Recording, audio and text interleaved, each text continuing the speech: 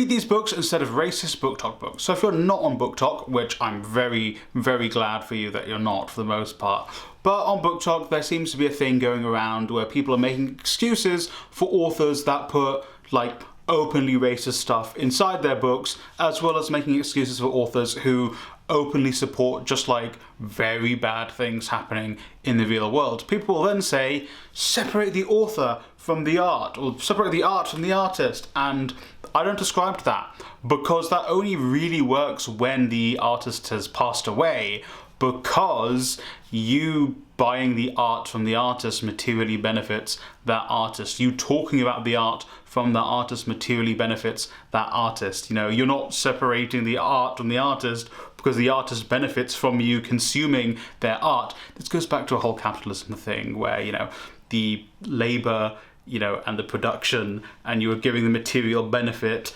to a certain group you don't want to be giving it to. Anyway, I digress. Let's read some books that are better than the books that people are defending for racism, and also aren't racist.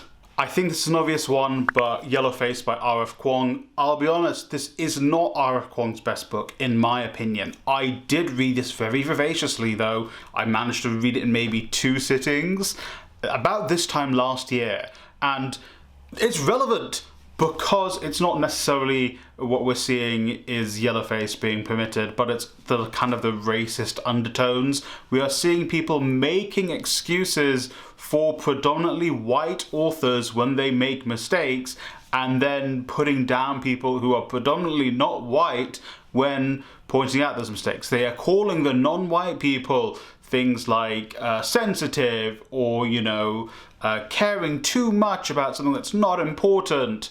Kind of like how one of the characters in this book calls people who are offended by the racism sensitive, and calls people who are offended by the yellowface, you know, caring too much about things that don't matter. So, also, I'll be honest, it's a book that really reels you in. I don't think it's a brilliant book, but it's got that hook to it, if that makes sense, and that's why I recommend this. I'm just wondering, have you read Earthsea? So, Earthsea actually addresses discrimination very well, particularly the second book, The Tombs of Atuan. So, you know, you need to get through the first book and then you get to the second book, where discrimination is actually addressed. More so racial discrimination. It's not the key part of that story, but it is a thing that one of the characters has to overcome. Kind of like how sections of BookTok need to overcome their inherent racist biases. Also, Earthsea, very much by the fourth book, also addresses things like discrimination against women as well, and particularly the fifth book as well. I haven't read the sixth one yet. That's next. I'm reading that next month, and I'll be very sad because I've read all of them. But Earthsea, first 4 books at the very least, well, I've read the first 5. Go off and read them. They also, once again, like, comment on discrimination in a very good way in this book in a fantasy setting. I'm going to make you read some non-fiction. Read Culture and Imperialism by Edward Said. Edward Said, writer of Orientalism. But personally, this is my favourite one of Said's writings. Specifically because it talks about the impact of culture and the impact of writing in particular on people's outlooks, and the fact that BookTok is trying to normalise racism from authors, normalise discrimination from authors' personal beliefs. Said talks about this, and it's like, this is why things like colonialism were so accepted in the West.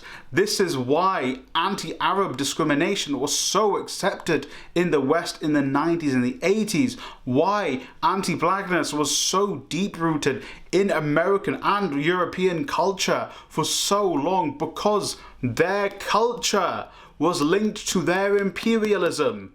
Their writings, their plays, the movies was linked to imperialism. When you see authors writing racist stuff in their books, it is because it is so ingrained in the culture. That is why a book like this is so important. Don't worry, I'm going to end it on fiction. Strange Weather in Tokyo. My copy is somewhere else in the house. Strange Weather in Tokyo, a romance book that will appeal to the broad masses. It is not creepy, but it does look at issues that I think many BookTok books do not handle very well.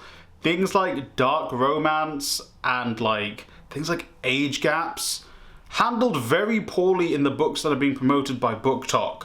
Handled very well in Hiromi Kawakami's writings. Strange Weather in Tokyo was my introduction to Kawakami, which is why I always suggest it to people to read, because I love Hiromi Kawakami. She is my #1 in the world.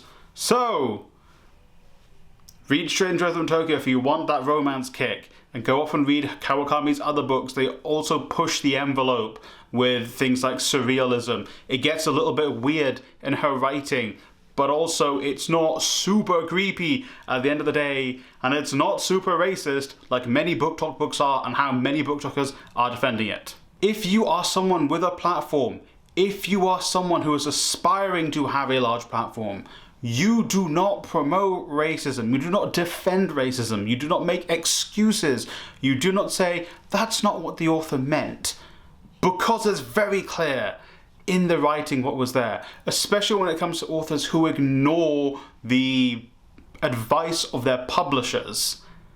It's okay, the publisher overlooks it, the editor overlooks it, everyone overlooks what's being said, but then when the publisher's like, hey, let's scrap this, and the author says, no, I want it in my book, it tells you a lot about the author.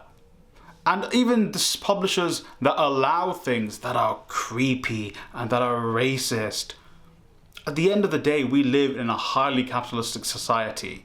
You know, the easiest way of making a difference is not spending your money on something, is not giving your attention to something. That is like the easiest way of participating in our current society. I'm not asking you to organize. I'm not asking you to go out and protest, to set up your own, left-wing publishing house, your own, sensitive, minority-focused publishing house. I'm telling you to just not give your money to people who are clearly racist, and even that, not give your attention to people who are clearly racist. There's a reason why I've not said the author's name, although I might have to include it in the title for that SEO, baby.